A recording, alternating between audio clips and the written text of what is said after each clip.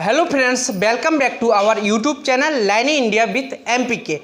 Today we are discussing difference between IPC and CrPC. दोस्तों आज की वीडियो में हम IPC और CrPC के बारे में जानेंगे और साथ ही इसमें क्या अंतर होता है इसके बारे में संक्षिप्त रूप से समझेंगे। दोस्तों इसलिए अगर आप लॉ के स्टूडेंट हैं या आप लॉ में इंटरेस्ट रखते हैं तो यह वीडियो आपके लिए है और आप इस वीडियो को ध्यानपूर्वक अंत तक जरूर देखिएगा क्योंकि इस वीडियो में आपको काफ़ी नॉलेज मिलेगा।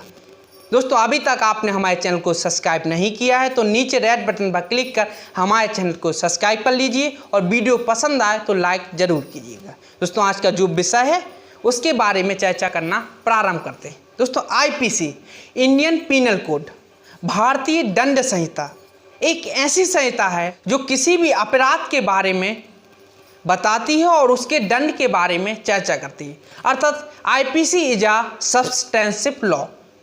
कहने का तात्पर्य IPC एक ऐसी संहिता है अर्थात ऐसा पीनल कोड है जिसमें विभिन्न अपराधों अर्थात ऑफेंसों के बारे में चर्चा की गई और साथ ही किस अपराध के लिए क्या दंड निर्धारित किया गया है इसके बारे में चर्चा की गई। वहीं पर दोस्तों जो CrPC होती है यह एक प्रक्रिया संहिता अर्थात दोस्तों CrPC एक ऐसी संहिता है जो किसी अपराध के हो जाने के पश्चात न्यायालय में उसके संबंध में क्या प्रोसेस अपनाई जाएगी इसके बारे में चर्चा की गई। दोस्तों दोनों IPC और CrPC क्रिमिनल मामलों के लिए है। IPC एक सब्सटेंसिव लॉ है वहीं पर CrPC एक प्रोसिक्यूटर लॉ है जो एक प्रक्रिया के बारे में अपराध होने के पश्चात क्या प्रक्रिया अपनाई जाएगी इसके बारे में चर्चा करता है। वहीं पर दोस्तों IPC क्या अपराध है और इसके लिए क्या दंड होगा इसके बारे में चर्चा करता है।